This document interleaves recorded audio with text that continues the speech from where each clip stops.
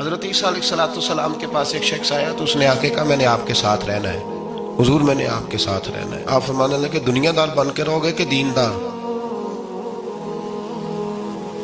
کہنے لگا جی میں دیندار بن کے رہوں گا۔ فرمانے لگے دنیا کی طلب نہ کرنا ورنہ میری صحبت میں نہیں رہ سکو۔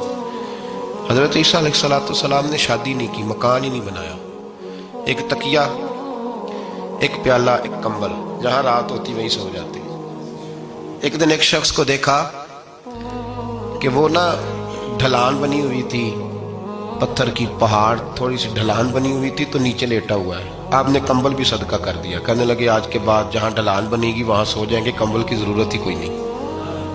کچھ دنوں کے بعد ایک شخص کو دیکھا کہ وہ اپنے ہاتھ کا تکیہ بنا کے سویا ہوا ہے، تکیہ بھی خیرات کر دیا، کہنے لگے اس کے بغیر بھی گزارا ہو سکتا ہے۔ کچھ دنوں کے بعد دیکھا کہ ایک آدمی چلو میں پانی پی رہا ہے، پیالہ بھی اللہ کے راستے میں دے دیا، کہنے لگے چل جائے گا کام اس کے بغیر۔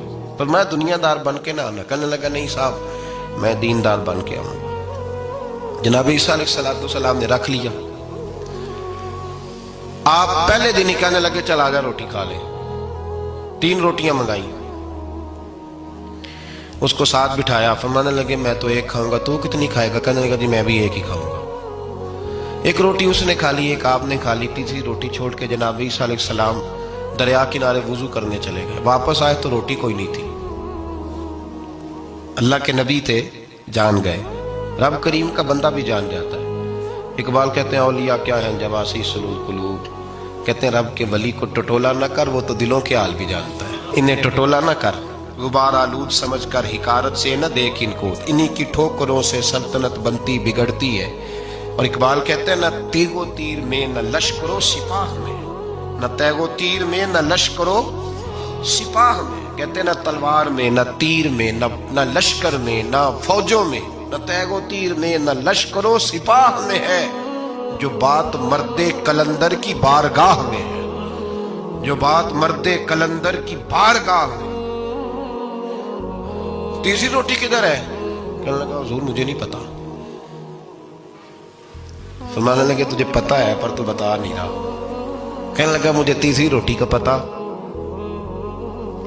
حضرت عیسیٰ علیہ السلام میں ایک ہرنی جا رہی تھی، اس کے ساتھ 2 بچے تھے، آپ نے ایک بچہ پکڑا، اس کو ذبح کیا، لکڑی جلائی، اس کو بھونا، اس کو بھی کھلایا، خود بھی کھایا، ہڈیاں جمع کر دی۔ جب وہ ہڈیاں اس پہلو کو ذرا سمجھیے گا، جب کھا بیٹھے ہڈیاں جمع، وہ ہرنی بھی کھڑی ہے، دوسرا بچہ بھی کھڑا ہے، ایک بچہ کا ذبح کر کے کھا لیا، دوسرا کھڑا ہے۔ جب پیٹ بھر لیے وہ بھی ڈکار لینے لگا سامنے، تو حضرت